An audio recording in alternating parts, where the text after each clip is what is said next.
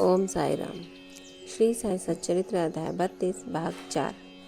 बाबा के सरकार। बाबा ने अपने जीवन की एक कहानी का इस प्रकार वर्णन किया। जब मैं छोटा था तब जीविका उपार्जनार्थ मैं बीड़गांव आया।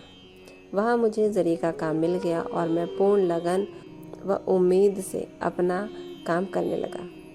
मेरा काम देखकर सेठ बहुत प्रसन्न हुआ। मेरे साथ 3 लड़के और थे। पहले का काम 50 रुपये का, दूसरे का 100 रुपये का था तथा तीसरे का 150 रुपये का हो। मेरा काम उन तीनों से दुगना हो गया।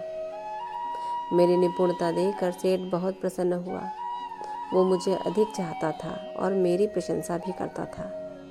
उसने मुझे एक पूरी पोशाक प्रदान की, जिसमें सिर के लिए एक पगड़ी और शरीर के लिए एक शेला। मेरे पास वो पोशाक वैसे ही रखी रही। मैंने सोचा कि जो कुछ मनुष्य निर्मित है वो नाशवान और अपूर्ण है, परंतु जो कुछ मेरे सरकार द्वारा प्राप्त होगा वही अंत तक रहेगा। किसी भी मनुष्य के उपहार की उससे समानता संभव नहीं है। मेरे सरकार कहते हैं, ले जाओ। लोग मेरे पास आकर कहते हैं, मुझे दो, मुझे दो, परंतु जो कुछ मैं कहता हूँ उसके अर्थ पर कोई ध्यान देने को प्रयत्न नहीं करता। मेरे सरकार का खजाना अर्थात आध्यात्मिक भंडार भरपूर है और वो बह रहा है। मैं तो कहता हूँ कि खोद कर गाड़ी में भर कर ले जाओ। जो सच्ची माँ का लाल होगा उसे स्वयं ही भरना चाहिए।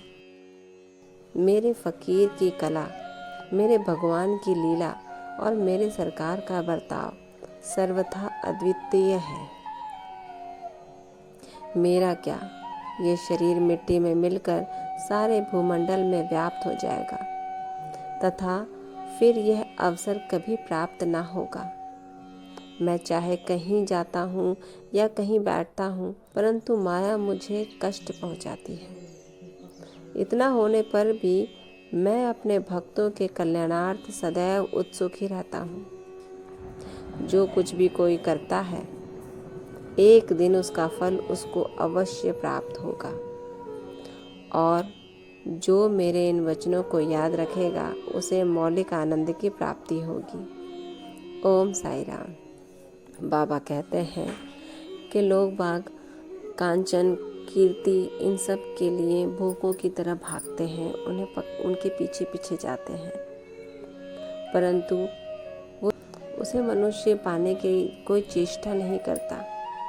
बाबा कहते हैं, इसे लो, आध्यात्मिक की ओर अग्रसर हो। इसी के साथ ये अध्याय यहीं समाप्त होता है। कल अगला अध्याय 33 का शुभारंभ होगा प्रस्तावना के साथ। तब तक ओम साई राम। बाबा आप सब पर कृपा रखें, आपको आशीर्वाद दें और कष्टों से दूर रखें। ओम साई राम।